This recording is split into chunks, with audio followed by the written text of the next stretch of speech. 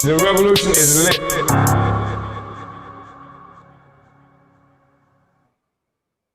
Uhuru, comrades, and welcome to today's Omali Taught Me Sunday Study featuring Chairman Omali Shatella.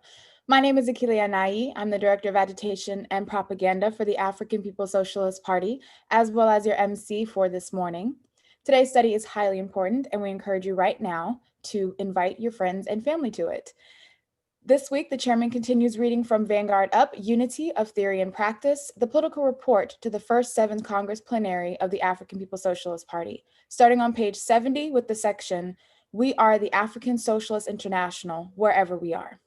For the first hour, chairman will review the study materials, and in the second hour, we'll open it up for you, our live viewers, to ask your questions. It's my honor now to introduce our leadership, the leader of the African nation and the worldwide African Revolution, Chairman Omali Shatella. Uhuru, Chairman.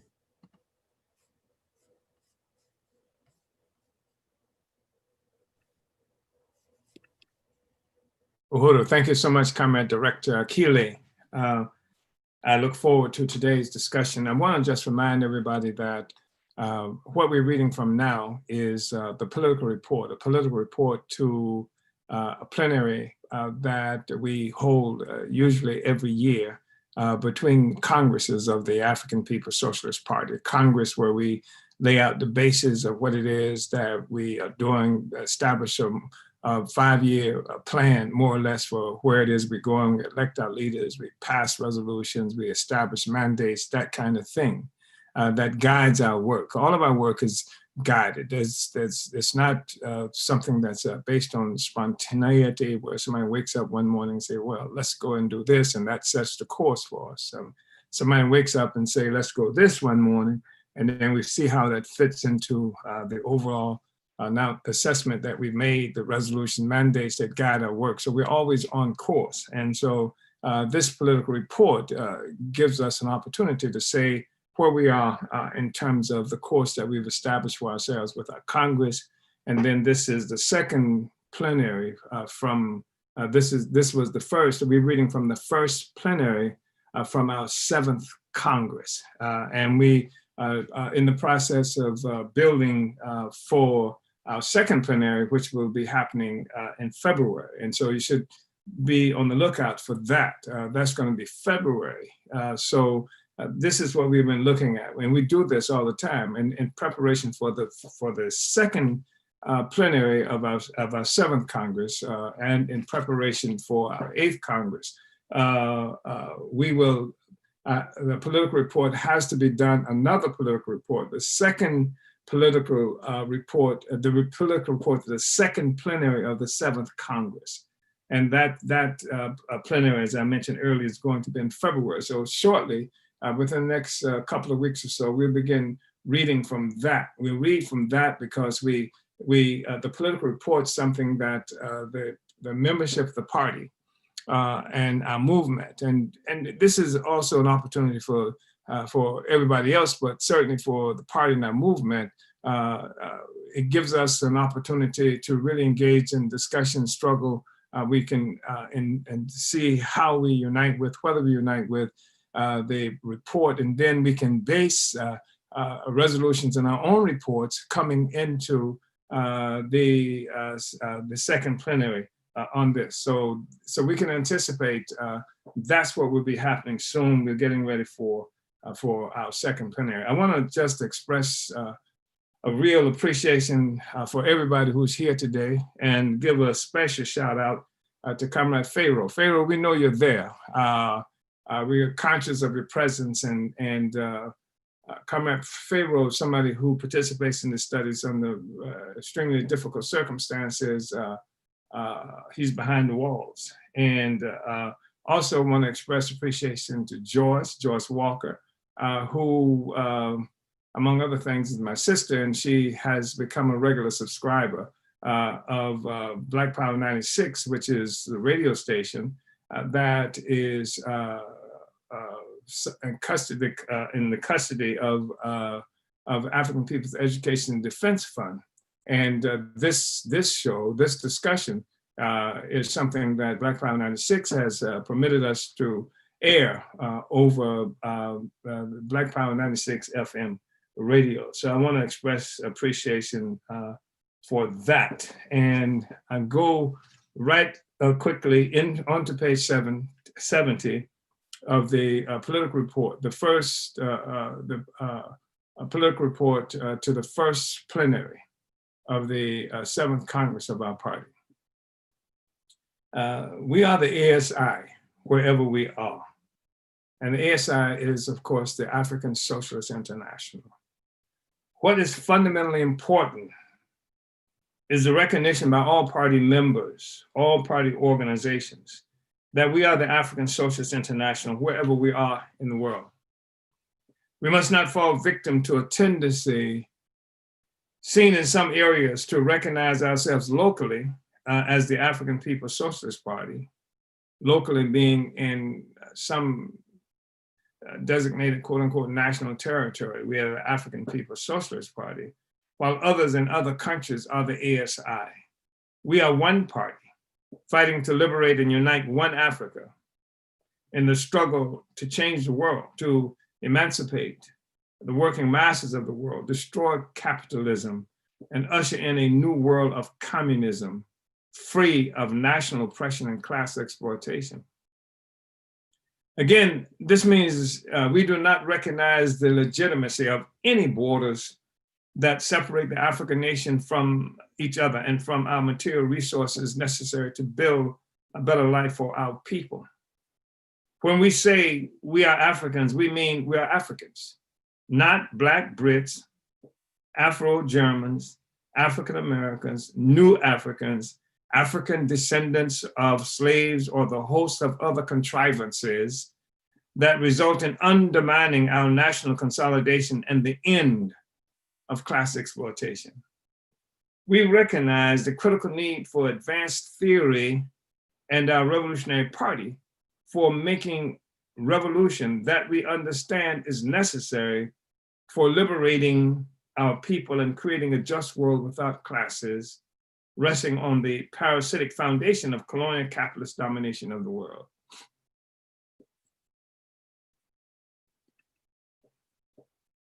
We reject Pan-Africanism as a petty bourgeois chimera that, whatever its original intent, serves to perpetuate the status quo that was formalized in the Pan-Africanist Organization of African Unity, that codified the imperialist division of Africa and African people. The socialism that we fight for, that we are named for, is the only real socialism that comes as a consequence of destroying the colonially derived capitalist pedestal. The socialism we fight for and are named for is a socialism that comes that comes as a result of the defeat of parasitic capitalism, not to be confused with the white rights movements usually fought for by white left citizen colonizers. While not generally recognized as such, the United States is also a settler colony, no different from the settler colonies of South Africa, Rhodesia, Canada, Australia, New Zealand, etc. And certainly no different from the white nationalist settler colony of Israel, established as on Arab-Palestinian land. We refuse to build or participate in a movement based on legitimizing these settler regimes by fighting to integrate with the settlers. Indeed, we have appropriated as our own a slogan from the Pan-Africanist Congress of Azania, one settler, one bullet. In the US, a fight to integrate with the settlers would amount to betrayal of the indigenous people of the Americas and a denial of the fact that while we are Africans and Africa is our national homeland, we are also a part of the revolution of the Americas. Struggling for integration will obscure the reality that Africa suffers today because of the theft of human resources no longer identified as Africans. Our revolution is also within the US, not directly as a fight for our national homeland, but because we are deeply allied with the people of the Americas whose current immiseration is due in part to the theft of their land as a part of the process of constructing colonial capitalism. Indeed, the plight of the indigenous people is one of the reasons that capitalism is more correctly defined as colonial capitalism, denoting its parasitic origin and nature. There's somebody raised a question that we may say more about later on, whether or not, that colonialism, what is referred to as Marxism, Leninism, is something that's compatible with African internationalism. And one of the things that distinguishes African internationalism is the recognition that capitalism was born parasitic. It has its origin in colonialism. This is one of the things that differs from Marxism, whom speaks of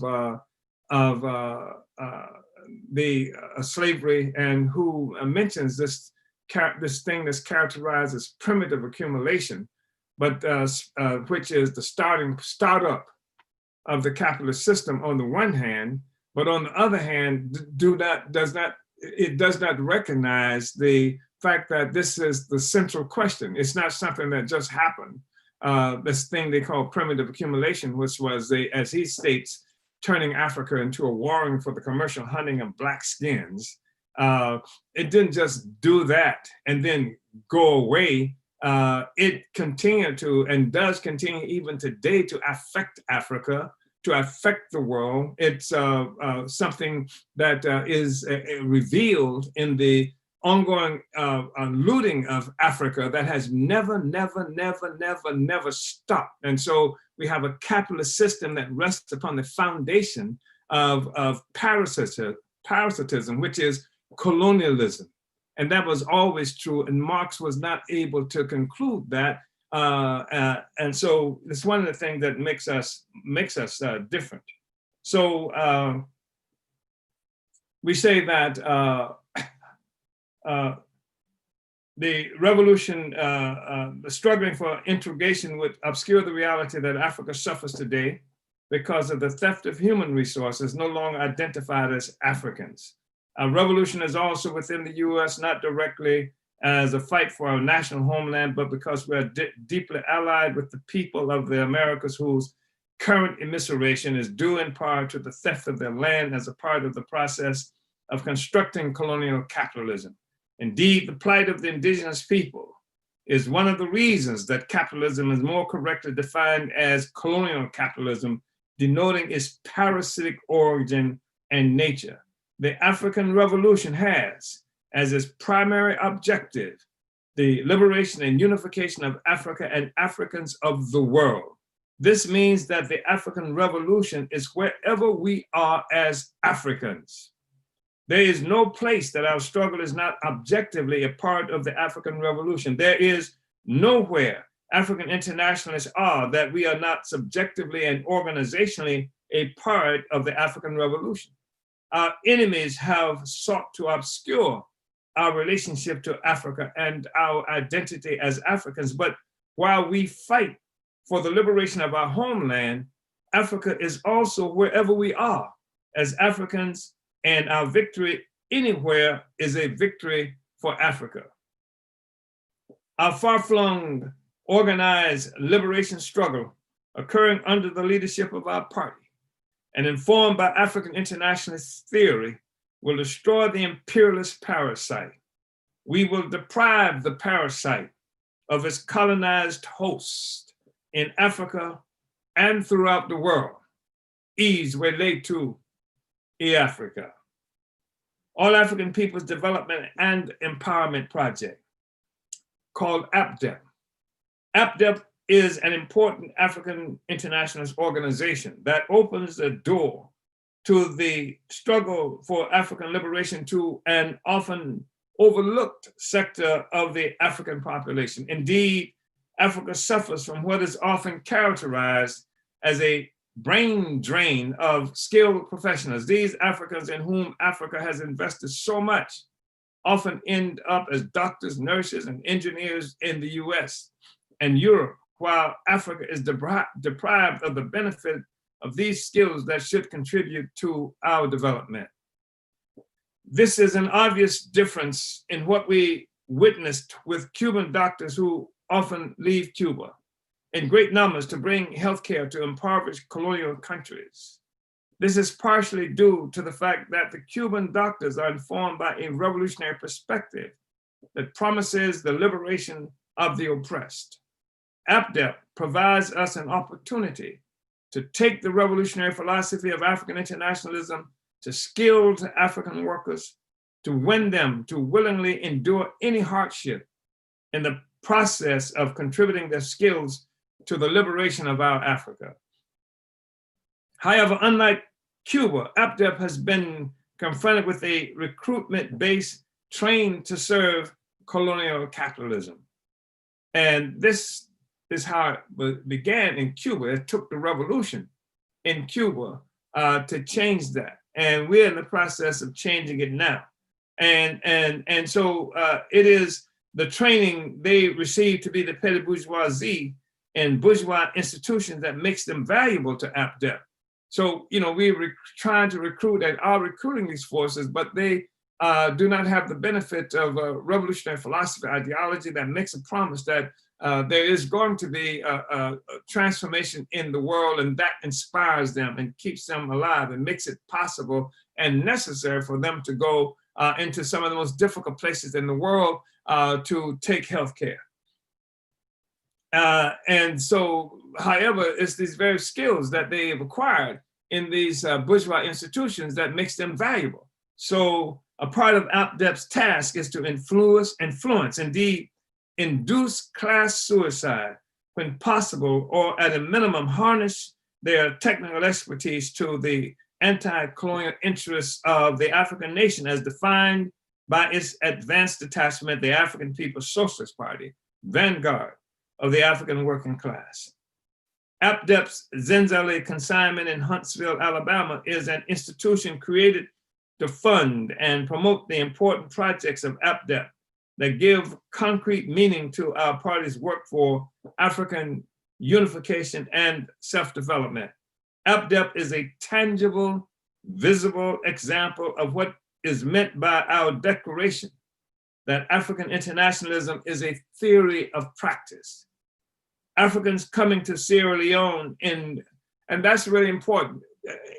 Practice, everybody appreciates practice. One of the things that makes APDEP so attractive everywhere we go is the fact that it gives Africans an opportunity to get engaged in actually practically, concretely changing our circumstances. This is true of almost everything we do as a party, because African internationalism is a theory of practice. But I remember while being in Namibia some years ago and speaking before audiences of African people on different occasions and talking to them about APDEP and how the project was to acquire access to these skilled people who could go anywhere in the African world and contribute to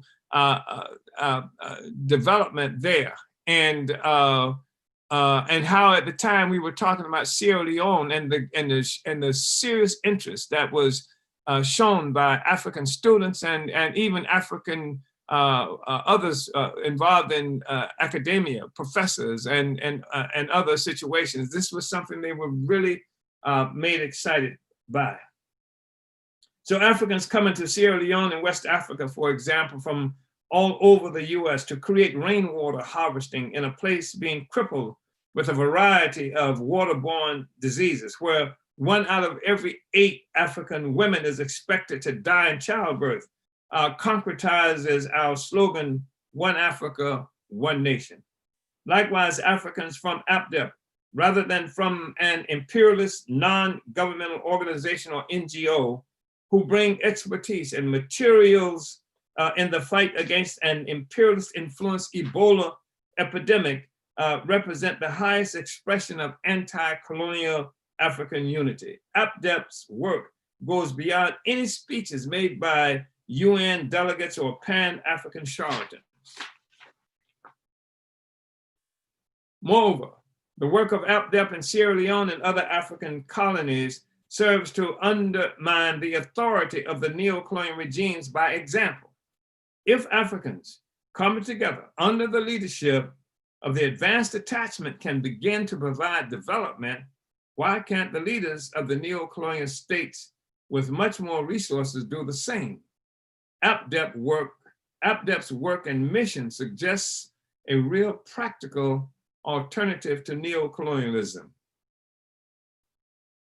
And this is not just true in Africa, by the way, because the struggles that we engage in even right now, say in the US and specifically at this moment, St. Louis is an example, but we've seen it in other places where we do work, where we are struggling to change the circumstances of our colonized people, actually transforming things on the ground, bringing African people, the working class, into active participation to overturn its relationship with colonialism. What we find is that the people who are attached to the government, and in this instance, I'm talking about Africans. Sometimes it might be an African-headed city government, or if it's not an African-headed city government, it is Africans who occupy offices in these governments, whose responsibility is to function as one of W.B.E. Du Bois' talented tenth that presides over the rest of us for white power, which is the definition of neo-colonialism.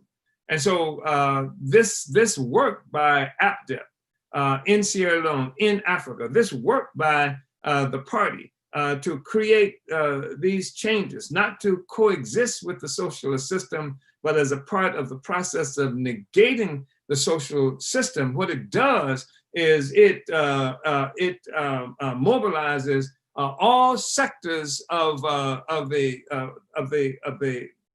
imperialists, the colonizers, and those who have a stake in the existing colonialism. It mobilizes all those forces to come out in opposition, and we become the target. That is, when I say we, I mean APDEP, I mean the African People's Socialist Party. We become the target because, and we become those slandered because, on the other hand, what we do mobilizes the people, and so it becomes necessary for the government and the neo-colonialists to attack us and to slander us among the people who otherwise would be working to their own advantage. And this is the significance of APDEP, is that it exposes the fact that there are solutions, real concrete solutions into these colonial contradictions that we're suffering from.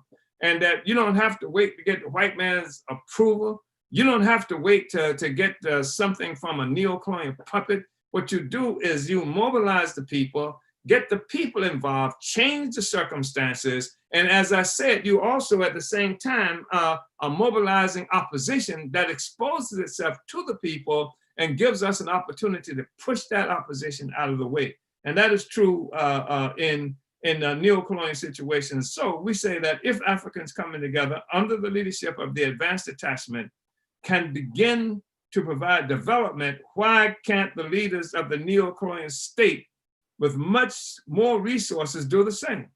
And APDEP's work and mission suggest a real practical alternative to neo-colonialism. APDEP has promised to create an independent party-led equivalent to the Red Cross and Red Crescent disaster response institutions that do not serve our disaster-prone African reality in Africa or elsewhere within the forcibly dispersed African nation. I would point out to you like what happened even with the earthquake in Haiti. I think something like almost 300,000 people were killed in that earthquake. And that was what, 2010 was it? Somewhere within that time frame. And billions of dollars went to the Red Cross and to Bill Clinton's foundation and other things like that. And Africans got nothing. I think maybe 2 or 3 houses got built in Haiti. And we have nothing from that. The same thing happened even with the hurricane that a few years ago went through Houston, Texas, and our people were trapped by flooding and things like that. And the Red Cross did nothing for them. So what we're saying is that APDEP is creating an independent party-led equivalent to the Red Cross. And our Black Ankh is what's being characterized as the Black Ankh. Our Black Ankh must harness the resources throughout the African world that can assist our people in distress. This will include instances like Hurricane Katrina in Louisiana in 2005 that killed nearly 2,000 people and left thousands of Africans in severe distress from which we have not yet recovered. Likewise, the mudslides in Sierra Leone resulted in a similar loss of life and property. The January 2011 earthquake in Haiti that resulted in more than 250,000 African deaths is another example of why the APDEP Black Ankh is so necessary. In neither of these cases, and there were many, many, many more, did real assistance come from the imperialist Red Cross. This is why we must achieve the ability to respond to our own collective needs as a part of the process of the fight for self-determination, as a part of the struggle against colonialism, as a part of the process of negating colonialism globally and in the various communities where our African colonies, our African people suffer. APDEP's Black Ankh is the way forward. Again, it is practical unity that helps to construct international dual power, anti-colonial Black power that is finally achieved by negating the power of international colonial capitalist white power. And I want to just speak to that because there's an emphasis here on dual power and anti-colonial Black power and negating the power of international colonial capitalist white power. Because as you know, at different times, and we'll see that happen inside the United States, that their efforts occasionally are made to say, well, this can be a help, that we can just create these independent, so-called independent institutions that can serve Black people. But we're saying more than that. We're saying that it's not good enough just to have some kind of institution that's supposed to serve African people. That what we are talking about is institutionalizing a process that will negate the ability, the authority of the colonizers. So it is not just a dual power, meaning that they got power, we got power. It is a dual power that we create that contends with the white power. It is a colonial, as a power of the colonized that we are creating as a part of a whole revolutionary process and project that serves to not only provide certain kinds of services to the extent as possible for African people, but in so doing, it negates the power, it negates the influence, it negates the authority of the colonizer and its institutions. APDEP's work to build itself and all its component parts to carry out its total mission must be developed. Comrade Aisha Fields must complete the APDEP building work. Zenzele helps us to build APDEP, but it is APDEP that ultimately gives Zenzele its significance. Zenzele is an important economic and political front for APDEP and all our work. It is an institution we are struggling to transform into a real base for economic resources to advance APDEP. However, APDEP itself must really grow its capacity for the development of Zenzele as a support institution, lest we create a situation of the tail wagging the dog. It must be clear to the world, and especially the African world, that supporting Zenzele is supporting APDEP and the actual all-African anti-colonial work to build our own power under the leadership of the African working class. The same organizational efforts are being promoted for our regional work also applies to APDEP and all our mass work. We must build and maintain APDEP, the organization, not just the idea. APDEP must be seriously built around the applicable organizational principles. Our organizational manual must be religiously utilized to protect the integrity of the organization. Organizational roles based on appropriate job descriptions, roles developed to give us the credible and efficient organization that we need must be built, must be filled. This is some of the most important work of APDEP. The structural foundation of APDEP must be fought for as fiercely as any other aspect of its plan of action. This is what is meant by the unity of theory and practice. So hopefully, we are really revealing the fact that that the practical work of the party serves our political objectives of undermining and negating the presence, the existence of colonialism. We don't just destroy colonialism simply by a frontal assault on the colonizer. We assault the colonial system. We, which is not to negate the ultimate need for frontal assault on the colonizer, but we are always in the process of deconstructing the colonial project, deconstructing it, to undermine it, to weaken it, and to, in the process of doing that, as a part of doing that, we enhance our own capacity. The organized capacity of the colonized is what will bring down the colonialism and destroy the colonizer and the colonized, because each is a condition for the existence of the other. Certainly, without colonialism, there is no colonized, there is no colonizer. So it's really important for us to be able to understand this work that we do in building the All African Peoples Development and Empowerment Project, and the campaigns and institutions that stem from that as a part of an overall project that contributes to bringing power to the African working class, because we are the African nation. We do not suffer bad health as a consequence of a medical problem. We suffer bad health as a consequence of a power problem. We don't suffer so badly from earthquakes because of some freak of nature. It's because we don't have the power to control our environment in a fashion that is consistent with our needs as a people living in that environment. So let's look at the Department of Agitation and Propaganda on page 75. It is often said, and correctly so, that the Department of Agitation and Propaganda is the heart of the party. It is within this department that the party's production, and distribution of African internationalist ideas are concentrated. For many years, Agitprop has produced the Brenningspoon newspaper, published party books, developed propaganda around struggles of virtually every oppressed people in the world. It has organized general political education within our party and our movement, and it has produced this and other social media broadcast studies over the past several years.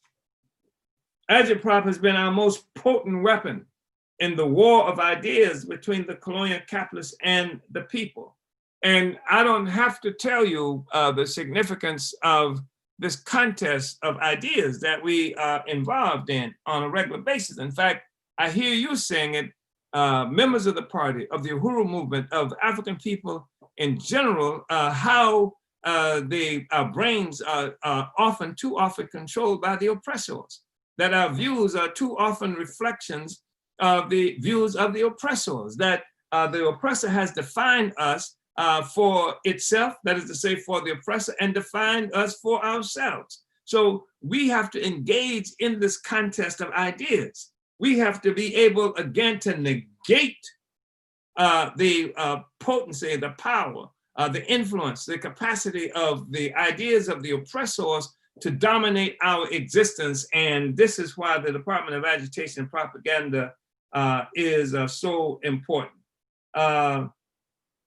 Unlike others that characterize themselves as alternative media, Agitprop is contending media with the intent of negating the influence and existence of the capitalist colonialist media. We're not trying to set up a situation where we can have our little niche of media, this island in the whole sea of colonial dominating media. Our objective is to eliminate. Our objective is to build our capacity in this war of ideas that eliminates the ability of the oppressor. That's what you talk about when you're talking about war. War is that kind of contest. And the objective is to be victorious. And we say a war of ideas, then we must engage the enemy in this war of ideas, and we must be victorious. We must destroy the capacity of our oppressors to influence a single thought or a single action by thoughts that is to say that's influenced by how we see and understand the world. We must negate that, and we must through the growing our own capacity, because it's not enough just to say that's naughty, that's bad, and what have you. We create something that is negating that by its own emergence. So everybody has a stake in the success of Agitprop. Not everybody in the party, everybody in the Uhuru movement, everybody at large who actually believes in the destruction of the power of colonial capitalism or imperialism, as however it's defined in the world. The appointment of Akile Anayi as the director of the Department of Agitation and Propaganda is one of the most important developments in the 40-year history of the department. She has brought a sorely needed energy and authority to Agitprop. She has rid the department of dead weight, represented by the more than 30 people in the department who were only space holders and made no contributions to Agitprop. She has reinstated probationary sponsorship for department members who do not meet the standards of the party. The critical significance of Agitprop, especially during this period. And I really have to, again, express the significance of Comrade Director Achilles, a young, vibrant African revolutionary that has taken on this task with such great confidence and brought so much innovation to it. And of course, she also, like the rest of us, is constantly involved in the process of development, and because so much history has to be understood. It's not just good enough to be competent technically and even bringing a certain element of creativity to the project, the history of the party, the history of the revolution, the history of the struggle, the history of the world. An understanding of this in a very dialectical way is also something that is necessary. And much of what I'm talking about that's necessary for the development of Comrade Akile, who through this contributes to the development of the entire party and the whole people, is found right there in the archives and annals of Agitprop itself. The history of the party is a history that has where we can see the history of the revolutionary project for over the last 50 years, a direct involvement in making that history, defining that history, becoming who we are as a party in the process of doing that, while so many others who were there before were either pushed out, jailed out, killed out, or who, for whatever reasons, left the field of struggle. And having left the field of struggle, either through death, imprisonment, or abandonment, however, they left the process of development, because it is actual engagement in practical struggles to solve the problems of the revolution on an ongoing basis that helps to define who we are. That's the basis of our real creativity, the genius that occurs. This continuum, this ongoing process of struggle is what has put the party where we are today, making us the most reliable, most significant, most competent force to complete the revolution, the most developed force for the process of completing the revolution, because we have never left the field of battle, because we've been engaged consistently in attacking and solving the problems of the revolution in a direct, dynamic way. So that's who we are. A lot of people who we've known for a long, long time, some of them who are there in various ways, but they have not been involved in this process of consistently solving the problems of the revolution. We've seen some of them when the repression came most seriously, especially in the mid and late 1960s, going up into the early 70s. Some of them left the field of battle, or they retreated in the way that they went to civil rights type activities, saying the revolution is killed, the revolution is dead, therefore let's go and do civil rights type stuff. And what we've said is that the revolution must be completed. And even if we create an institutional capacity to get involved in work, reform work, defending the conditions of the people and the revolution itself, this must be part of the revolutionary project. We don't stop making the revolution, quote unquote, to go back and in history to do civil rights stuff. That's what Black Lives Matter is. That's what you see a lot of forces, some of the forces who, individuals who survive the terror, the actual physically survived it, politically, they're in the Stone Ages. So we talk to them now from the place where we have gone to as a part of the process of building the revolutionary project, and they are still where they were, like post Martin Luther King, post civil rights era, and they can't understand why we don't mean the same things when we have this discussion, and why we can have such confidence in the future and do not go back to do civil rights, to build a civil rights movement. We might engage in struggle for democracy, and we do engage in struggle for democracy, which you see all the time, but we do it in a fashion that recognizes the struggle for democracy from above, and the struggle for socialism below. We see the most immediate struggle that we are involved in the process of destroying capitalism, imperialism, is the struggle to defeat colonialism. And colonialism makes itself manifest in 1,000 different ways, but that's the project, that's the objective. And so we've been here for a while, and I just want to say that Comrade Akile now has access to that history.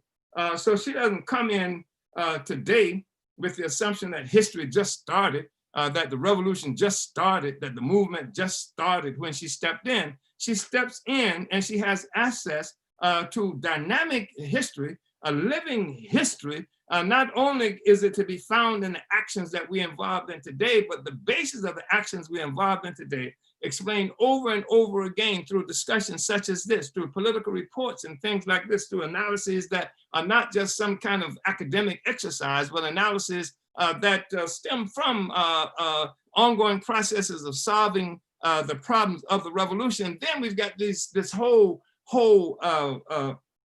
array of archives of this history that goes into specifics and individuals and organizations and the terms of the struggle at different times that brought us to where we are today.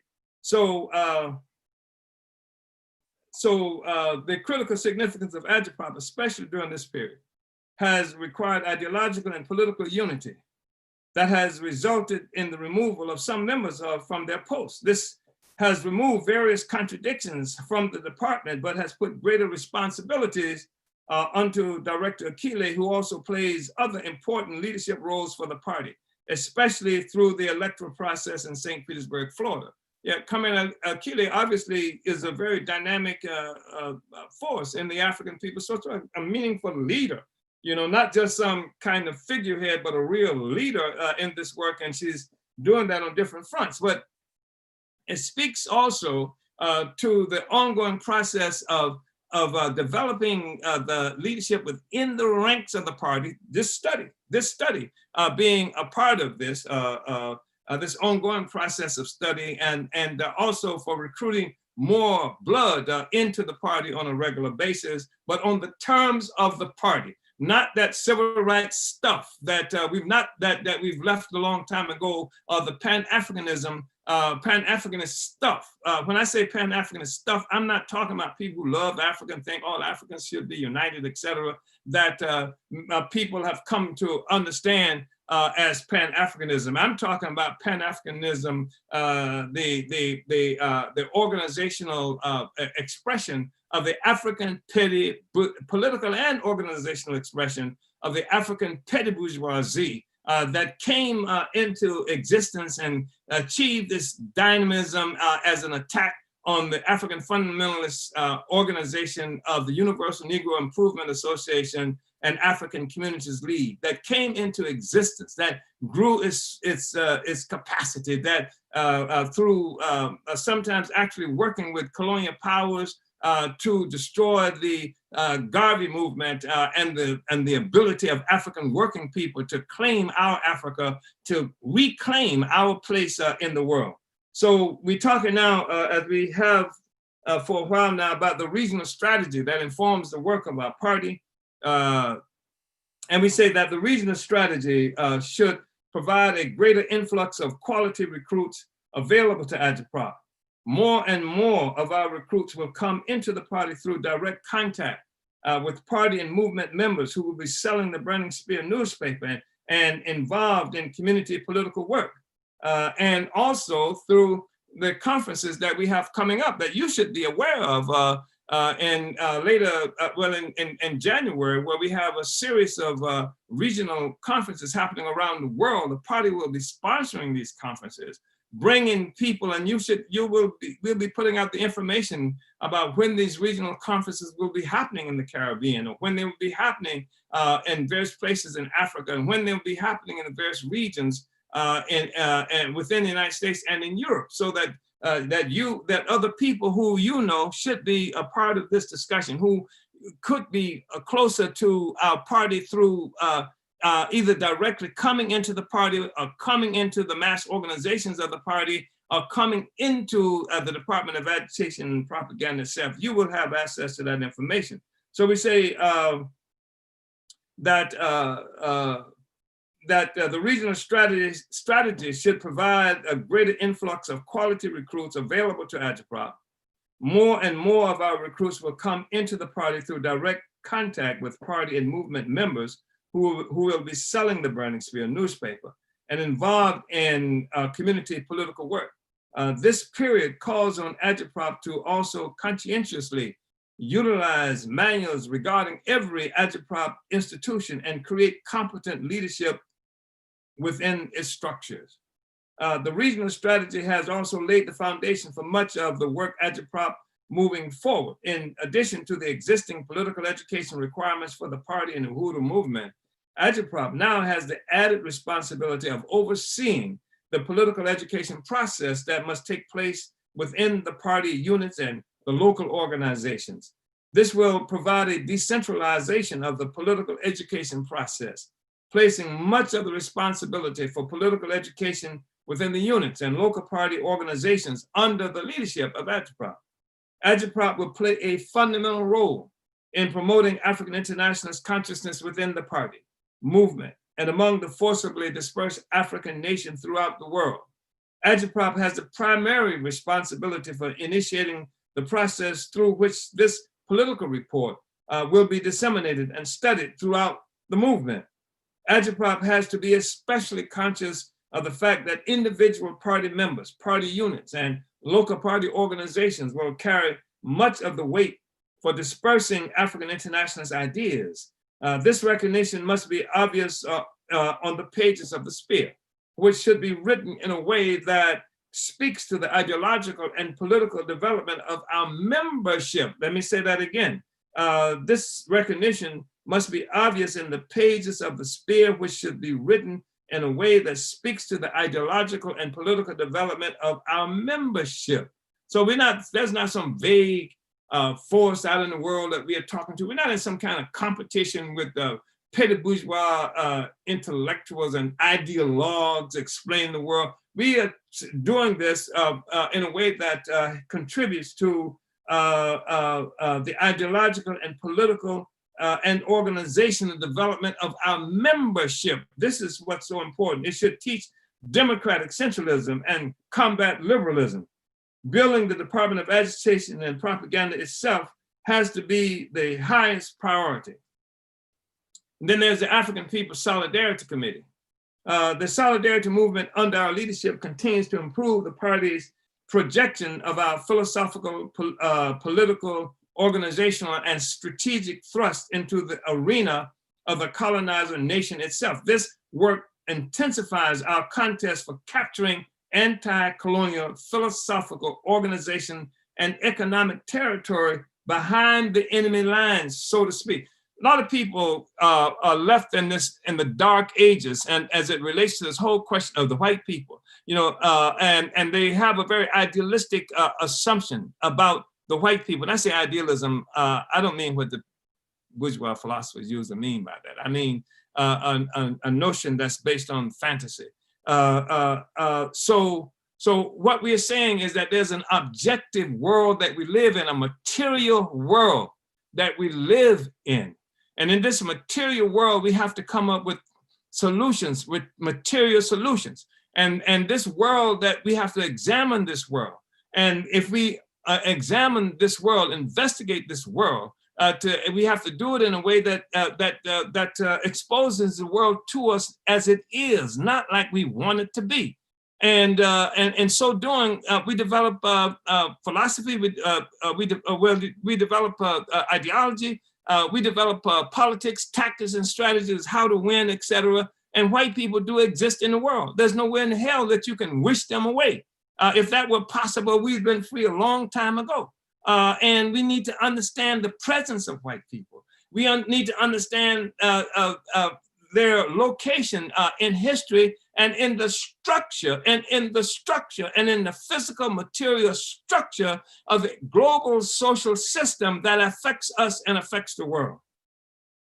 So the Uhuru Solidarity Movement, the mass organization of the African People's Solidarity Committee under the party's leadership, has members in more than 30 states and 130 cities within the US. It's more than that now. The USM is penetrating into areas of ordinary white colonial society that non-party members would find it impossible to believe. Increasingly, we are everywhere. Among other things unnoticed by much of the movement for democracy and against colonialism within the African colony, the party's Solidarity Front has been an important party instrument for reparations work. Unlike the party-led efforts, most reparations work is seen as a quote-unquote Black thing to be pursued primarily through legislative or judicial means and with only African participation. Most reparation work has not recognized the significance of mass participation in general and the role of citizens of the US colonial state in particular. However, wherever the party is located, including the 30 states and 130 cities where USM members live, we are engaged in reparations work among ordinary people, both of the colonizer and the colonized nations. There's discussion going on now with some people that we're not competent in these discussions because they talk about reparations like something that has to happen. Well, the party has been acquired and engaged in getting reparations now for 40 years or more. And the work that we do in St. Louis, the developments that we're involved in so many other places around the world, is in part results from reparations being paid to African people through its advanced attachment, the African People's Socialist Party, for the development in our communities of economic and political capacity that negates the political and the economic capacity of colonialism. So we say, however, wherever a product of the party's philosophy and struggle to transform our communities of the African colony into bastions of conscious anti-colonial resistance, the party's solidarity movement contributes to fracturing the territorial integrity of the US North American colonial state. Our work is designed to fracture the territorial integrity of the United States North American colonial state.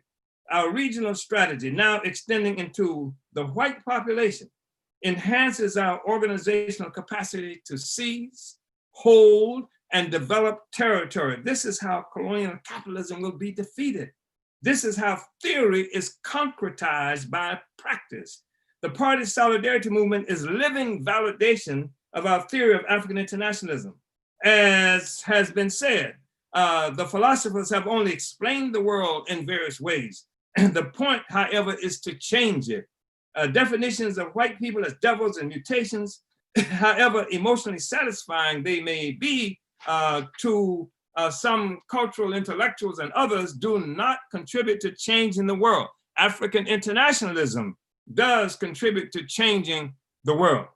We have taken the mystery out of white people and defined them as people existing in societies that must obey the laws of social development, among which is the reality that white societies, like all others, are ultimately governed by the absolute need to produce and reproduce real life. What we currently know about white society, what we currently know as white society, came into being with the advent of capitalism as a parasitic system resting on the pedestal of colonial slavery, systemic parasitic capitalist expropriation as the means of producing and reproducing life for itself. So let me say this again. Why are white people like they are? Why do white people do what they do? What we currently know as white society came into being with the advent of capitalism as a parasitic system resting on the pedestal of colonial slavery, systemic parasitic capitalist expropriation as the means of producing and reproducing life for itself. Devils and mutations need not apply. The party's solidarity work has dethroned the question of white people, the colonizers, bringing it down to earth. This is another instance of uniting theory and practice. There continues to be some controversy surrounding the existence of the party's solidarity movement, working under the leadership of the advanced attachment. This relationship continues to be a favorite point of slander by opportunists. This slander today, however, is nothing compared to the vicious struggle we have had to endure when the African People's Solidarity Committee was first organized by the party in 1976. The founding meeting for organizing the African People's Solidarity Committee occurred in St. Petersburg, Florida. At the time, the party was engaged in a critical ideological battle against Black liberal assimilationist apologists for imperialism. We were fighting the determined counterinsurgent efforts being made to overturn the ideological advances gained through the influence of the assassinated Malcolm X and the other anti-colonial groups and leaders who were involved in the struggle for independence and self-government. The party's creation of the African People's Solidarity Committee resulted in a buzzsaw of opprobrium from white left communists, colonialists, and Black nationalists. Colonialist feminists claimed that the Solidarity movement was comprised of white lesbians working under the leadership of Black men. All of this BS, this slanderous kind of stuff. In the first place, I don't know what that slander was supposed to do, but what difference does it make even if there were white lesbians working under the leadership of Black men to destroy colonialism? What difference does it make if what was happening was the destruction of white colonial domination of African people? And this was a contrivance. This is just BS, that there was slander, because there is no logical argument that can be made, so fanciful arguments have to be made in opposition to it. The self-proclaimed white communists argued that the Solidarity movement would not be successful because somehow it would be against the interests of whites to work under the leadership of the African working class. This statement is remarkable for what it reveals about the white left solidarity with the imperialist bourgeoisie in its recognition that the welfare of the colonial society rests on the continued domination of the domestic or internal African colony. It implies that white colonial citizens working under the leadership of colonized Africans is an anti-colonial act of existential significance, even for ultra-leftist communists. So this holds true generally for the global European colonial leftists as well. There is no willingness or ability to understand that the script has to be flipped. If we're going to get out of this situation, and we will, because the party is determined that this will happen, then we have to understand the world as it is. And white people do exist, and white people play a particular role in the world. We fracture the solidarity of the total, the absolute reactionary solidarity of the white nation. We mobilize a sector of the white nation under the leadership of the African Revolution that plays a particular strategic role in destroying white power, destroying colonialism, and advancing the cause of African revolution and the socialist emancipation of the toilers of the world. So, Comrade Akile, I don't know where we are now, whether I should cease, and we should begin the process of taking on more discussion with the people. Uhuru. Uhuru, Chairman, yeah, we are in our second hour, and we do have questions from last week as well as some questions coming in. But first and foremost, just really want to appreciate you for another profound study, and especially as a Director of Agitation and Propaganda, really appreciate this part. So we're going to go ahead and get into questions, and if you have them, if you have not already, type them into the chat box on Facebook and YouTube. And I want to acknowledge where people are watching from. We have St. Petersburg, Florida, San Diego, California, Los Angeles, California, St. Louis, Missouri, Huntsville, Alabama, Wichita, Kansas, Kuwait, Philadelphia, Pennsylvania, Riverview, Florida, Richmond, Virginia, Minneapolis, Minnesota, Detroit, Michigan, Denver, Colorado, Chicago, Illinois, Dearborn, Michigan, Occupy Tanzania, South Africa, Seattle, Washington, Newark, New Jersey, Arizona, Pinellas Park, Florida, Irvington, New Jersey, Brooklyn, New York, Munich, Germany, Hempstead, New York, Durham, North Carolina, Lakeland, Florida, and Fort Myers, Florida. So that's who we have tuning in with us today. And one of the questions from last week, we're going to start there. You mentioned it during the study, but it was from Comrade Sobek in Los Angeles, and he asked, can Marxist-Leninists work in unity with African internationalism? Well, Yeah. you know, when you talk about Marxism, Leninism, and African internationalism, you're talking about different kinds of world views. I mean, the significance of Marx and what characterizes as Marx fundamentally is that he introduced within Europe, he introduced to the investigation of society a scientific method of investigation and analysis. And this is the investigation. It's based on dialectics. I mean, it's seeing the world from with the recognition that that there's perpetual motion, that things are coming into existence, going out of existence, that you can't determine the strength and power of something just because of how it looks at this moment. You know something about the history of the process and what brings it into being, et cetera. Then you also know something about its potential for longevity, what can bring it down, et cetera. So you don't make a judgment on something just on what it looks like or how it is today.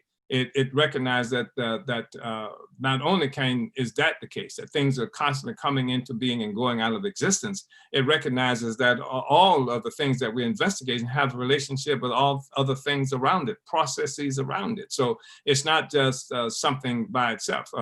So that's dialectical approach that we're talking about. And dialectics is something that is defined in opposition to metaphysics. And that's not how people usually understand metaphysics, but philosophical metaphysics is you know, a tendency to see the world as something that's unchanging and static, et cetera. So, and then when we talk about materialism, it recognizes that matter is primary. The material world is primary.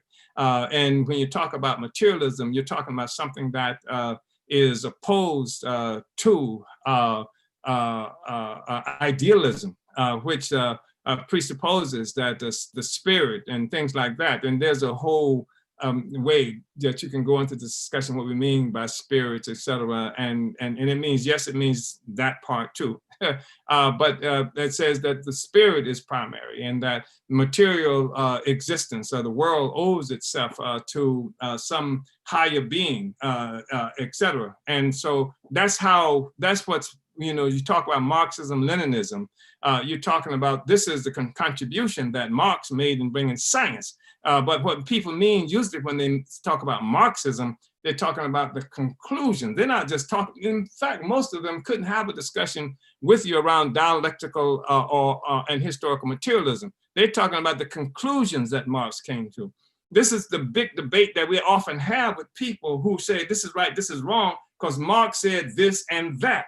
So we're not Marxists. In fact, it's the utilization of the science of investigation and analysis that Marx and Engels in particular made big contributions to developing that helped us to understand that Marx is wrong and in so many ways. So Marxism is not just somebody who, even though there are those who would say Marxism is dialectical and historical materialism, we say that's not the case. Marxism is the conclusion that Marx and many others came to around this question. And certainly people, I heard, and I couldn't trace the origin of this, but I heard that Marx once said, all I know is I'm not a Marxist, you know, and it was probably some of these people who call themselves Marxists that would have forced him to say that. So having said all of that, Comrade Sobek, the issue for us is that we are clear philosophically, we are clear ideologically, we are African internationalists, and our utilization of the science of investigating and analyzing society that's known, Comrade Life, as historical materialism based on, which is dialectical materialism applied to the investigation of society itself, we come to understand that the origin of this social system that we exist and fight and struggle in, that we suffer from, this social system has its origin, has its beginning, has its genesis in the attack on Africa and through this, the theft of human and material resources from Africa that was extended to other parts of the world, including the Americas, et cetera. And so, you know, we're not talking about this idea versus that idea and whether the ideas themselves can coexist, can work together. The thing is that coming from these worldviews, coming from what is called Marxism, Leninism, and what is coming from African internationalism is different, entirely different worldviews and how we understand the world. I mean, we can work with and do work with capitalist militants who call themselves nationalists and socialists and through various other kinds of forces on some kind of basis, but the objective that we are achieving are quite different from those objectives and quite different from Marxism, Leninism. We appreciate Lenin because what Lenin did was take Marx, which for many people was something, this thing up in the sky somewhere, and apply his interpretation to that reality to the world, and actually build organization that has come to be known as a Marxist organization. Rather, it's called a Marxist-Leninist organization. In fact, in some ways, Lenin is to Marx what the New Testament is to the Old Testament for Christians. Y'all know what I'm talking about. When I guess you know about the distinction between the two. So, so we work with all kinds of, can work and do work with all kinds of people, but we know that our objectives are different, and that what we are doing in practice is informed by the long view that stems from our philosophy. And we have a completely different philosophy. And so we are guided by that philosophy. So no matter who we work with, whether they call themselves Marxist, Leninists, or any other thing, whatever they call themselves, our guiding star is African internationalism. So that prevents us from going into the swamps and making other kinds of serious errors of that, et cetera. Uhuru. Uhuru, thank you, Chairman. So that was from Comrade Sobek, and I heard you mention Comrade Life as well in that question, explaining the distinctions between materialism, historical materialism, and dialectical materialism. Uhuru. A question from last week came in from Kat Jones, and I believe Kat is in Newark, New Jersey. Let me double check. Yeah, she's in Newark. So what are the chairman's thoughts on understanding the importance of knowing the connection between oppression versus colonialism and God versus Satan? Well, let me just say, we've already talked about that when we talked about materialism versus idealism. But I do want to say that, without coming off as facetious or taking the question lightly, that when we define the oppression that we experience effectively overall is colonialism. It is colonial domination. It is oppressive. It is a system of violence.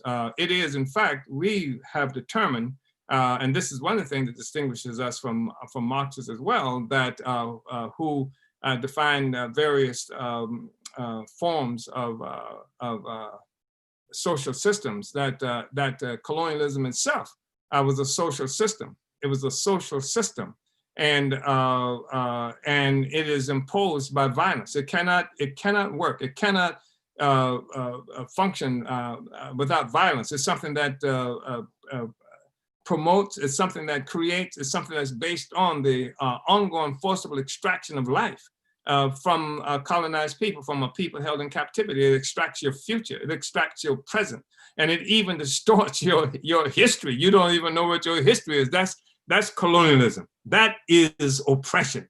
Now, in terms of the issue of Satan versus God, this is a concept of, this is philosophical idealism, and neither of these concepts can exist without the other.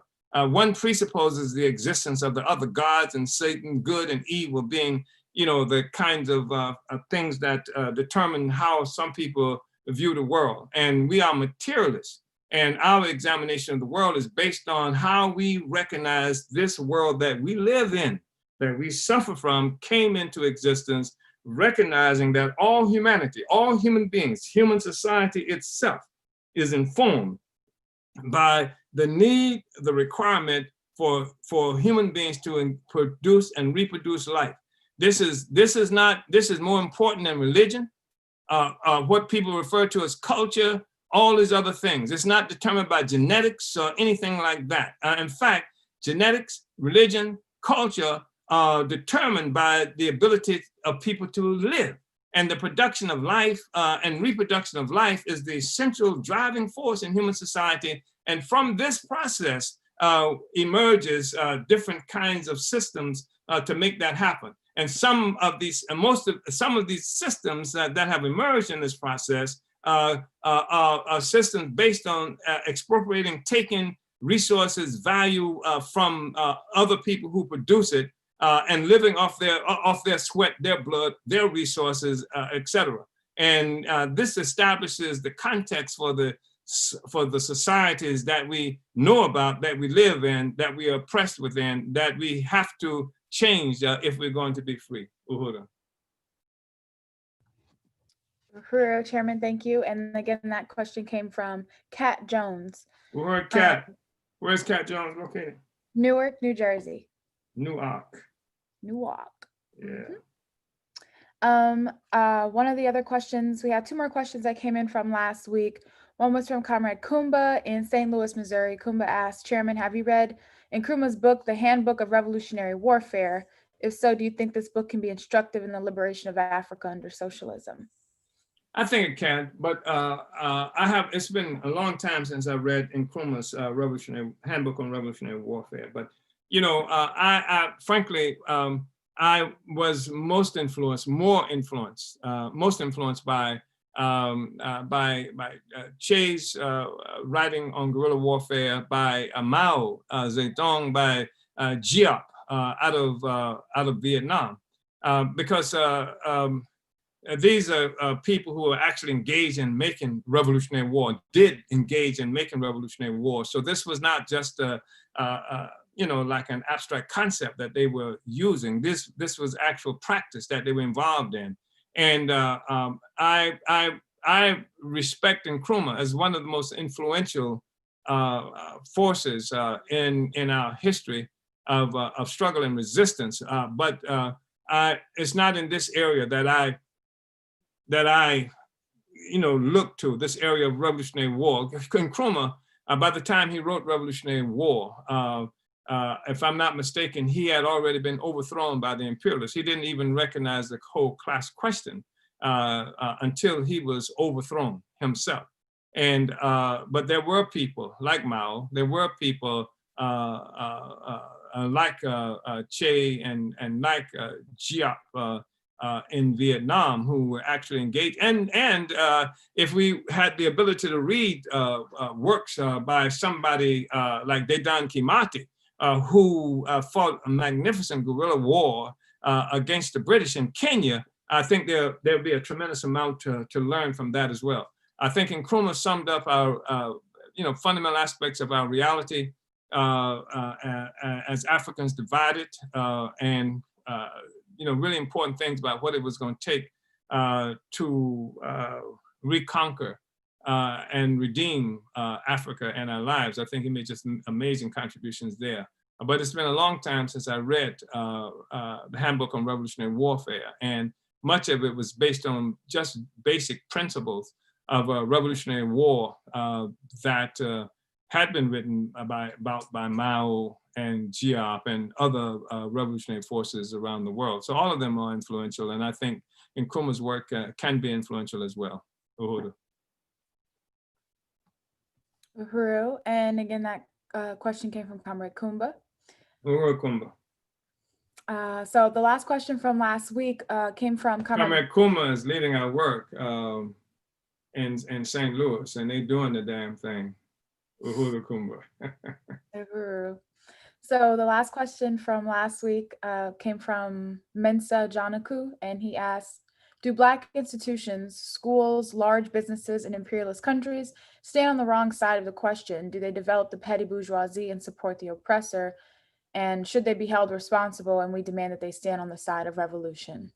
Well, I think that the answer, of course, is they do. I mean, the fact is that the social system creates and institutionalizes its survival, its presence, its legitimacy through and reproduction through superstructure.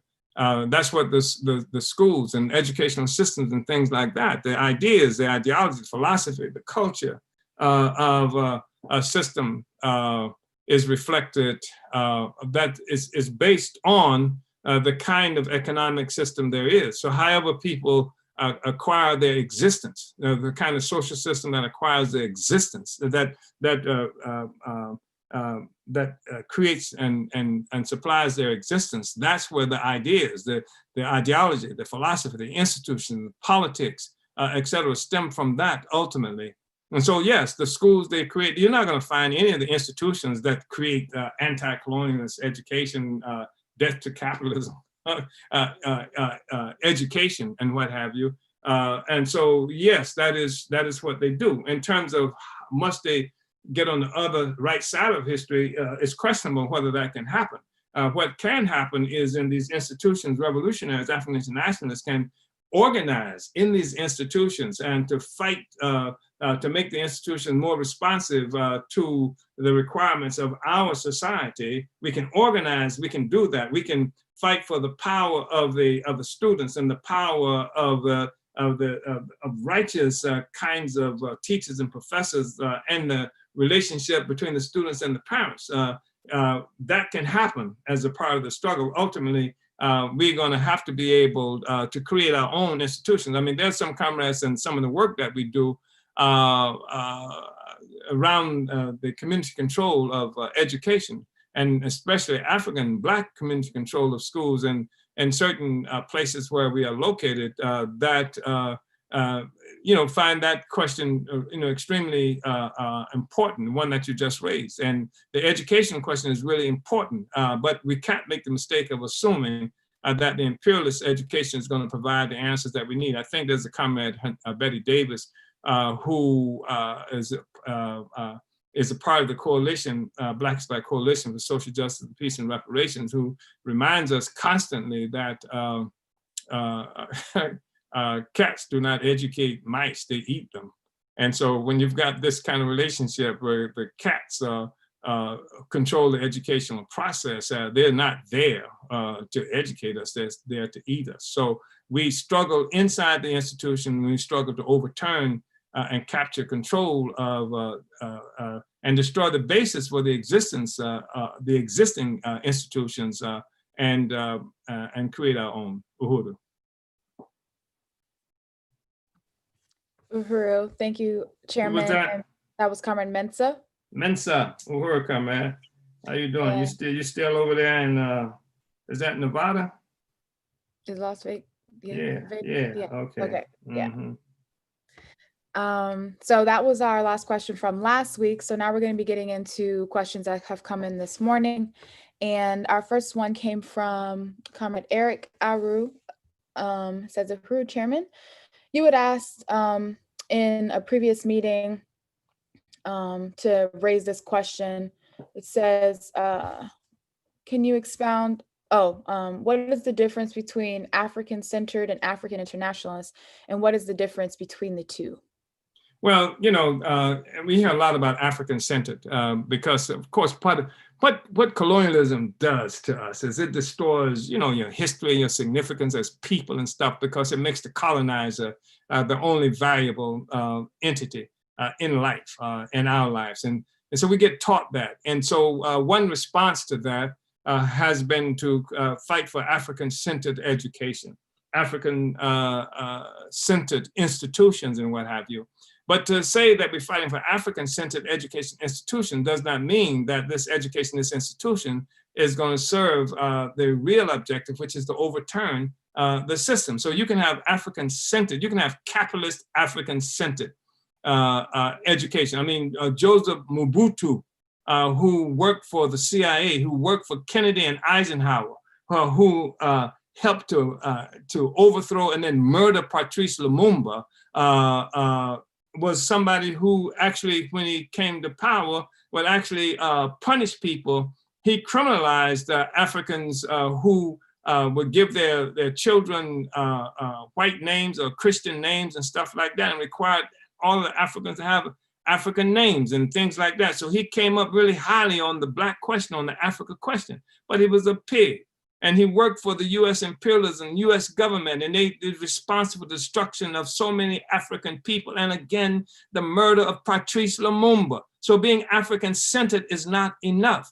What we are talking about now, and that's really important, it's a good question that Comrade Eric has raised, because what we are talking about now, again, is not just dual power, not just African-centered power, but a power of Africans that negates, that overturns, that destroys the power of the colonizer in our life. That's what African internationalism is. It destroys their power, and it destroys the social system itself that gives significance to them and to their power. Uhuru.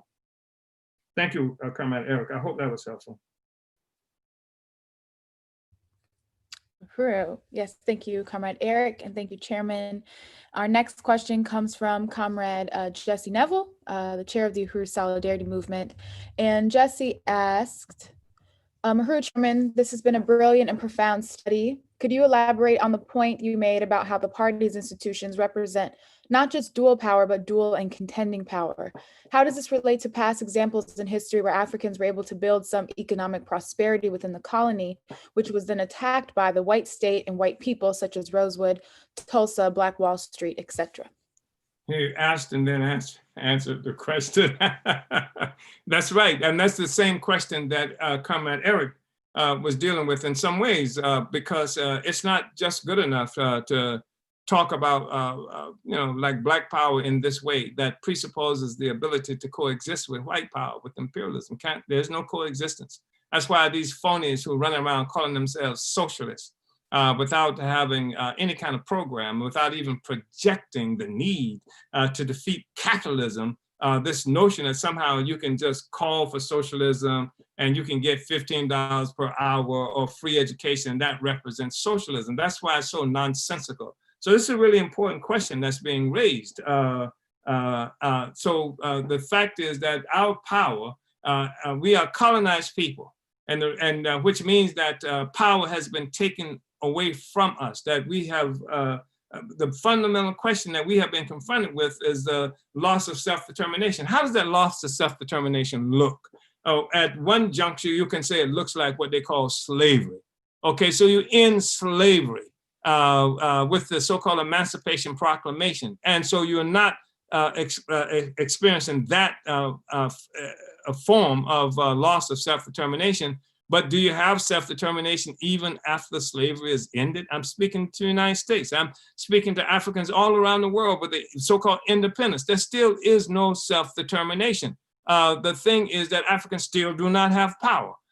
We sometimes have the appearance of power, but we have no power. Power is real. White people, white power, the colonizer, the imperialists have power, and they exercise power on a regular basis. So it's when we say that we are talking about Black power, when we're talking about dual power, we're talking about a power that can only work, that can only express its real significance is as a consequence of destroying the power of the colonizer. And now that doesn't mean it does that immediately, initially, but what it does mean is that we struggle in a way for that to occur. Otherwise, you see all the time, as I mentioned, people who say, well, this is what we're going to do for Black people, but it doesn't do anything to challenge the white power. So that means the status quo is still maintained. That means that just like we were supposed to be free with the end of formal slavery in the United States, there was this thing they call Reconstruction, where the South had to go through all of this to be readmitted into the Union.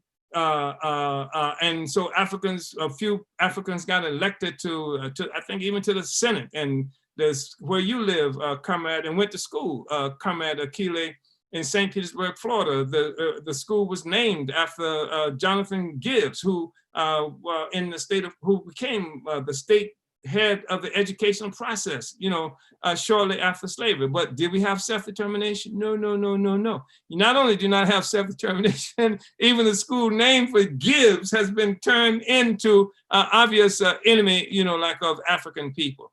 So the thing is that we must recognize that there is no way that the colonized and the colonizer, the only condition for the coexistence of the colonizer and the colonized is colonialism. That's the only way there can be a coexistence between the colonizer and the colonized, colonialism. It is the process of negating colonialism that we institute these programs and projects for dual power. And that's why we say it's not just dual power, it's contending power. We do not suppose, we do not imagine, we do not suggest that there's going to be this coexistence between the oppressed and the oppressor. Uhuru. Uhuru, Chairman, that was really powerful. I appreciate that answer. And thank you to Comrade Jesse again for posing the question. Our next question comes from Obalafia Johnson on Facebook, and he asks, can you give me an African state that has been successful using socialism, and is scientific socialism the same as African socialism? There is no state in the world that has been successful with socialism. There has been no socialism subsequent to the destruction of African and some other indigenous societies in the world. What we have had in the recent period subsequent to our captivity and enslavement and that of most of the world is Europeans who discovering, fighting for, trying to seek this kind of society that they'd only dreamed of and heard of and seen, knew of in some other places. And so when these people who are now called socialists, when they seize power in Russia, but this difference in socialists seizing power and actual the advent of socialism in society. So no, I can't say it's happened in Africa. I can't say it's happened anywhere. I've seen socialists capture power and then initiate certain kinds of socialist-inspired institutions and programs, but so no, that's the and African socialism. What I know of it was something that was created by the CIA to attack the African movement toward what we characterize as scientific socialism, which presupposes a socialism that is based on actual working class, the producers actually seizing power, seizing control of the means of production, and themselves becoming the state power. So that's the socialism that we are fighting for. So and some diversion, like the ones that we see happening in this country, in the United States all the time, with these fake socialists who are democratic socialists and who are Bernie Sanders and AOC socialists and et cetera. And then not all of them are Sanders and AOC. I mean, there's a whole bunch of what do you call it, freelance socialists who are not about overturning, don't build institutional capacity to do that, don't arm the masses philosophically, ideologically, organizationally to actually have workers coming to power. They're fake socialists too. So no, they're not the socialists we are talking about. They're just hang around. I mean, we're talking about defining the socialism that is real socialism right now. We don't call it African socialism. We call it, it is scientific socialism because it speaks to what socialism is and what it looks like, what it should look like anywhere in the world, in any country, among any people. And African internationalism is something that utilizes the science of investigation and analysis of historical materialism that's applicable, that can be used by anybody. That's what the problem with Marxism is. The starting point is is centered around the significance of Europe in history, and as a driving force in human society, and that's not true. The driving force in human society today stems from the capture of the life and resources of Africans and people who are colonized around the world, who make up the vast majority of the people. And somebody says to us, and as that often happens, well, where have you ever seen socialism that's successful? I ask, where have you seen capitalism that's successful? I mean, the fact is, when you look at a world on the planet, where 80% of the people on the damn planet all living under a capitalist domination, trying to survive on $10 or less a day, that's capitalism. Capitalism is everywhere. Capitalism is all around the world. It's in Jamaica. It's in the Middle East. It's all of these places. And the people trying to break free of that is the basis of these wars that's being made against other people everywhere around the world. So I hope that was helpful, Comment Johnson. I hope it was helpful. And we could talk about it, a lot longer if we had time and an opportunity. But I hope that offered some suggestion, at least, of how we approach this question, how we understand it in the African People's Socialist Party. Uhuru. Uhuru. Thank you, Chairman. And that came from Obalafia Lee Johnson on Facebook. So we have lots of questions rolling in. So gonna try to get through some of these next ones. The next question came from Comrade Nyabinga, and Nyabinga asked, the party always recognizes that. Binga. Yes, Binga. There's a whole radio, there's a radio studio in St. Petersburg, Florida, under the leadership of Comrade Kile here, that bears the name of Nyabinga, Zimbabwe, who played such a really important role in developing the Department of Agitation and Propaganda, and real capacity that we have in that arena. So go ahead, Binga, teach us, Uhuru. Uhuru. Binga asked, party always recognized that the masses make revolution with leadership and of need to win masses of Africans to unity with African internationalism. How should that impact character of the spear, the radio, etc.?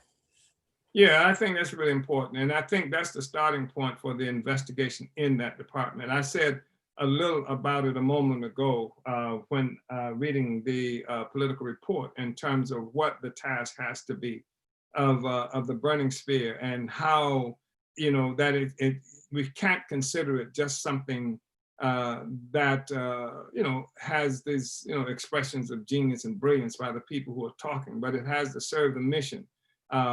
In the first place, in the burning spear, it has to serve the mission of political and organizational ideological education of the members of the party and of the working class. It needs to speak directly, and it needs to speak the language that the working class can understand. At different times, our institutions look and sound different. At particular times in the history of the struggle, where our main task is to identify what we might call advanced forces in our own communities. People who, for whatever reason, step forward, and they are trying to grapple with these issues and are willing to do that and step forward. And that's so we write and we talk a way to educate and bring them into the fold. And being brought into the fold, and as we make the struggle among the masses, then it becomes the responsibility of these forces, who we call cadre, to take this education to the masses in the housing projects, in the provinces, in the various locations where we are. And then that means that the language begins to change. How we talk begins to change. It changes two ways. One, we got to keep the organizers understanding and motivated and connected to theory, connected to organizational principles and things like that. We do this, with as much creativity as is possible for us to do that. And we've had a time in the Burning Spear where we would say that, well, people might not know how to write who, what, when, where, how in a newspaper article or something to that effect, but let them tell their story. Let's let them tell the story and then transcribe it and put it in the sphere more or less just how they said it. Because the objective is to begin to talk to and organize these people who have to be brought into principal organizational motion that's informed by theory. You got a 14-point platform that's in that newspaper all the time. That's there, and that needs to be put before the people, and people need to be able to understand their relationship to it and the power of the working class. So that changes from time to time, Comrade Binger. And this is something that will be ongoing, is an ongoing discussion and struggle within the Department of Agitprop itself, to how to do this most effectively. How to, like the Burning Spear, we used to, on a regular basis, Comrade K. Fing and I, used to really enjoy doing this, where we would, the Burning Spear, we would have Burning Spear forums and debates where we would actually get one of the leading local neo-colonial forces, assimilationists or some other politic, and have a debate in the community, not one of these universities or something like that, right in the community.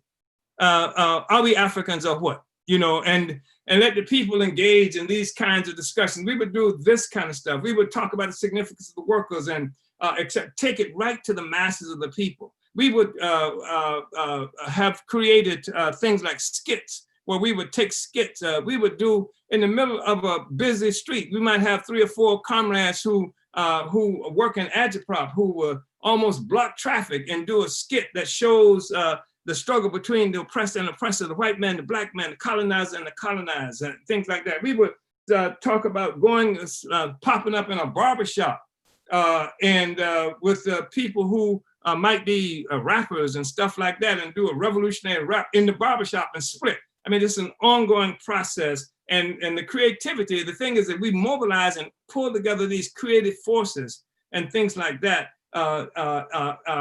these dynamic creative forces. This gives, a whole other dimension to our struggle. So I don't know if I spoke, effectively to what you just raised, Comrade Binger, but that's a changing thing. That changes, with circumstances and situations, and increasingly what we are looking for is the ability to speak more directly to masses of the people, so that we're not analysts as such, as leaders, as much as we are leaders, and as much as we give people access to this leading organizing instruments that we have through Agitprop. Uhuru.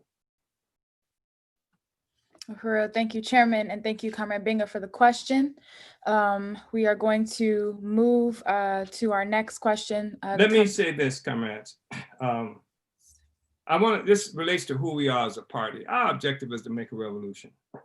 And there's nobody in the party, or in our movement, who's not familiar with Comrade Deputy Chair Onezene Shatella.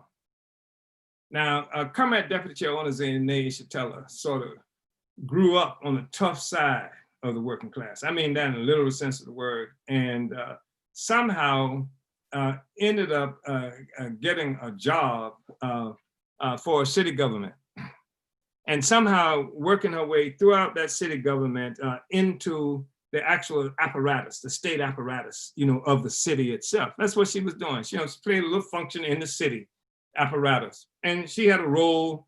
If the mayor had this to do, if somebody had this to do, she had a role in making that happen. That's what the state is. You got these figureheads on the one hand, then you got the apparatus that, that supports that. That's what the state is.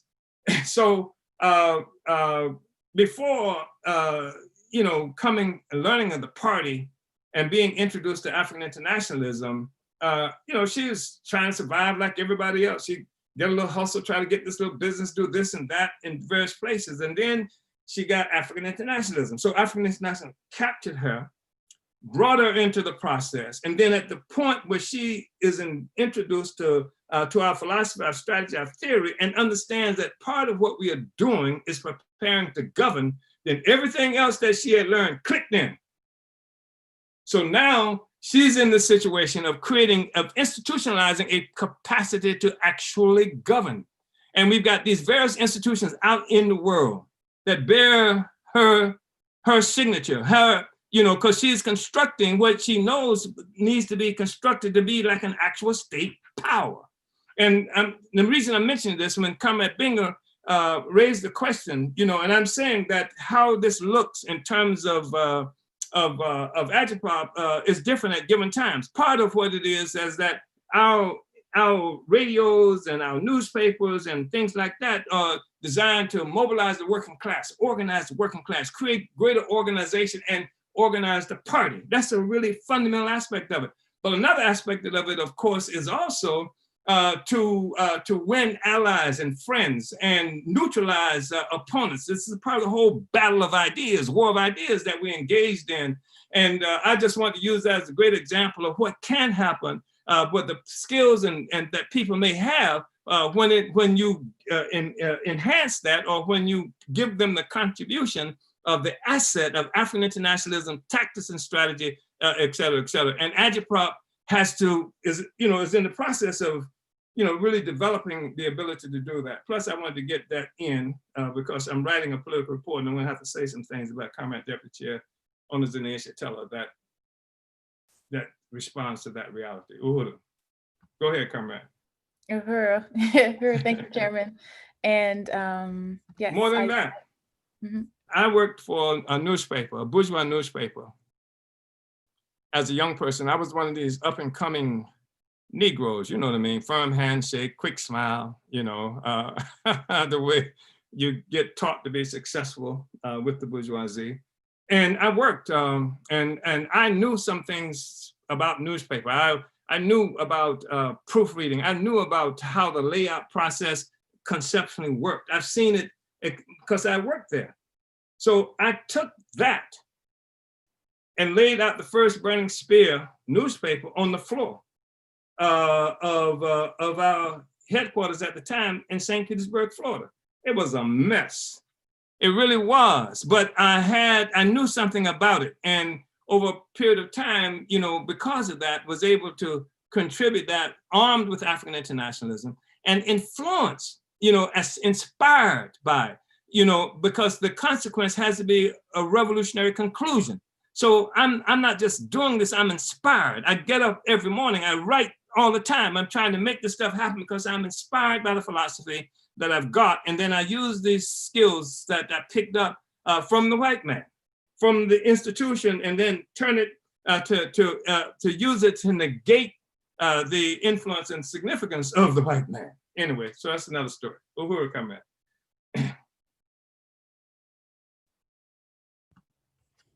For Chairman. Thank you. So we're going to probably be able to take one more question, and that one's going to be from Comrade Kenya in Lakeland, Florida. So Comrade Kenya asks, Uhuru, Chairman, can you speak to the difference of white people uniting with Black Lives Matter versus African internationalism? I think for the most part, this is not true across the board, that everybody who unites with Black Lives Matter do so because that's the thing that they have access to. It's a brand that has succeeded. We used to talk, Kenya, because you were there when we did work in Oakland, California. I was amazed. I saw Minister Louis Farrakhan coming to Oakland. He came to the Oakland Coliseum. There were 17,000 people who came to see Farrakhan.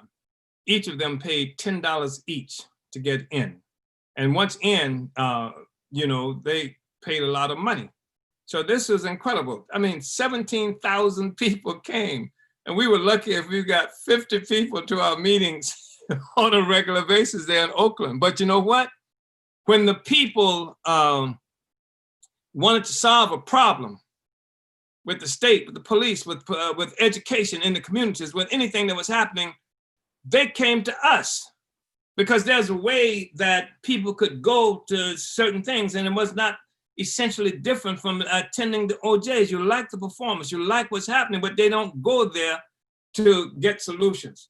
And the party is that which has brought solutions. And the thing about the Black Lives Matter, it's a brand.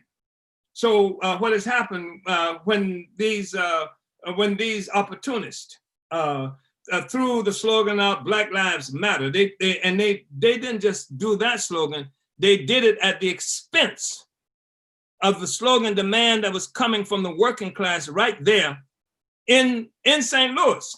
And they were saying, kill the police. And then you come up with this ambiguous, non-threatening, non-meaningful Black Lives Matter statement that doesn't take the people anywhere. And so this is, and the bourgeoisie adopted it. I just saw Hillary Clinton, who was talking and pumping up Kamala Harris and Biden, and and she talked about Black Lives Matter. Well, I remember not too long ago, before when Clinton was preparing to run for her own presidency, perhaps she was even on the stump then, she was approached by this Black Lives Matter character, and she gave him a great lecture, so anybody can be for Black Lives Matter. It doesn't cost you anything. It doesn't promise anything. It doesn't demand anything. It's just a statement that Black Lives Matter. And that can be satisfactory to a lot of people. So I think a lot of white people were able to embrace that, just like a lot of Africans, because there's an assumption that if you say Black Lives Matter, you really are standing up for and standing with Black people. It's a statement of opposite that presupposes a dissatisfaction with the status quo without challenging the status quo. So I think that's one of the reasons why. And that's not to say that there are not some white people, but also Africans who do not have a stake in the existing social system and recognize that supporting African internationalism, supporting anti-colonial politic is something that threatens their perch on the pedestal of our oppression, and that would be a reason for some of them. But increasingly, what we're finding is whole bunch of people are doing that. Like I said, the solidarity movement has something like, we have something like organizers, members in 150 cities in this country. And this is a white expression of anti-colonialism, pro-reparations for Black people that we have created. So increasing numbers of white people exposing themselves as being capable, and an increasing number of African people from some interesting locations in the social structure being able to unite with African internationalism, our politic and programs as well. Uhuru. Thank you for the question, Kenya. Uhuru. Yes, if it weren't for me, you'd be named Angelica or something like that. Angelica? Kenya. Uhuru. That's going to be the last question that we take today, Chairman. Like I said, there are a lot of questions, so we'll have to get to those next week. But I wanted to give you a couple more minutes to do any kind of closing remarks before we go into our announcements. My closing remark is that an amazing two campaigns, electoral campaigns, are happening in St. Louis right now. And everybody, all of you, and all of your friends have an opportunity to jump on this. These are candidates' campaigns for election in the city government of St. Louis, which has a notoriously rotten, criminal, bloody history of killing indigenous people and Africans, and just a horrible history. And of course, St. Louis itself, our people have a rich history, culture, and resistance there. And part of that history and culture that's in an ongoing contest with the history of repression and expropriation, exploitation, is the Black Power Blueprint that we have initiated, and the campaign with these two amazing candidates and organizers for Wards 3 and 21 in St. Louis. In both instances, we are running against neo-colonialists, white power in blackface. And it's not even hard to see the white power under the black faces. And so Comrade T'Challa Masimba is running for election in Ward 21. And Comrade Kalambai, Herdosha Kalambai Bentham running for alderperson in Ward 3. And I would like for everybody to go to vote Masimba, M-A-S-I-M-B-A, Masimba.org, and to go to vote Kalambayi, KALAMBAYI.org, and offer whatever kind of support you can to these campaigns, these candidates, because these are truly anti-colonial campaigns and candidates that will have incredible implications for our struggle for power and socialism and liberation globally. So I wanted to say that, and I want to thank you, Comrade Director Akile, and the members of the party and the Uhuru movement and everybody else who's come on to this study on today. Uhuru.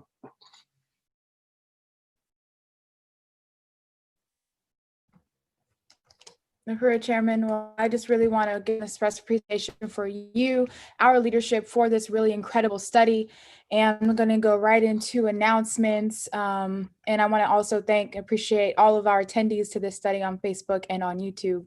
And want to let you know that because of time, if we were not able to get to your question, that don't worry, we will take your question in the Q&A portion in our next study next Sunday. So, keep those questions, tune in next week so you can get your question answered. This study was brought to you by the Department of Agitation and Propaganda, Winning the War of Ideas. For your revolutionary news and analysis, you can visit theburningspear.com or order your spear at burningspearmarketplace.com. For revolutionary radio, dynamic shows, and music by Africans all around the world, tune in to Black Power 96.3 FM, broadcasting out of St. Petersburg, Florida, and accessible via our app for Apple or Android or online at blackpower96.org. The theory of African internationalism is a theory of practice. All the energy of the African People's Socialist Party is focused on the destruction of colonial capitalism. Africans of the world, go to our website, apspuhuru.org, and fill out our contact form. For your copy of Chairman Amalia Shitella's latest book, Vanguard, The Advanced Attachment of the African Revolution, at burningspearmarketplace.com. Join Burning Spear Media for a special online program recognizing and appreciating the crew and TU volunteers who make Burning Spear Media and Black Power 96 Radio, media institutions in the hands of the African community, possible. Register to join the Zoom room for this appreciation event at tinyurl.com/December22 volunteer thank you. And just to say, December 22nd will also mark the 52-year anniversary of the Burning Spear newspaper. The African People's Socialist Party is inviting you to our second Seventh Congress Plenary, February 6th through the 9th, 2021, themed African Workers of the World, Unite and Organize. This is a virtual event, and you can register today at apspplenary.org and read the call written by Chairman Amalia Shitella. You can also find the link in the YouTube and Facebook chat. People can purchase Black Panther, Malcolm X, Che Guevara, and other pins, watches, etc. in support of political prisoners. Black Panther Commemoration Committee in New Jersey, New York, you can visit the website www.naabpp.org or KINGYATTAPAL.com to purchase any of these pieces of memorabilia, and half of all purchases go to political prisoners. Every Tuesday from 9 to 10 p.m. Eastern, join Ralph Pointer on What's Happening Blog Talk Radio. Ralph Pointer is a member of the Black is Back Coalition and chairs the Political Prisoner Working Group. He is a longtime freedom fighter and leads the Lynn Stewart Committee. To tune in via phone, you can call 347-857-3293, or you can listen on the computer at Blog Talk Radio. We are calling on people to follow the African People's Development and Empowerment Project on Facebook, or visit developmentforafrica.org for important information and helpful tips in regards to the colonial virus COVID-19. APDEP has recently launched an international telehealth program, a free resource for African people to get our COVID-19 related questions and concerns answered by licensed doctors and nurses through Project Black Ankh. You can make your free virtual appointment with one of their professional health providers by going to developmentforafrica.org/telehealth. Looking for more opportunities of live political education from Chairman Amalia Shatella? Tune in every Wednesday at 3 p.m. Eastern on the Chairman Amalia Shatella Facebook like page and Burning Spear TV YouTube page with Chairman's address to the African nation, discussing important topical issues and providing us with an African internationalist analysis. Lastly, to keep up with our movement events, visit theburningspear.com's events page and subscribe to our mailing list. Thank you all for tuning in. Make sure you like and subscribe to the Burning Spear TV on YouTube to catch every episode of the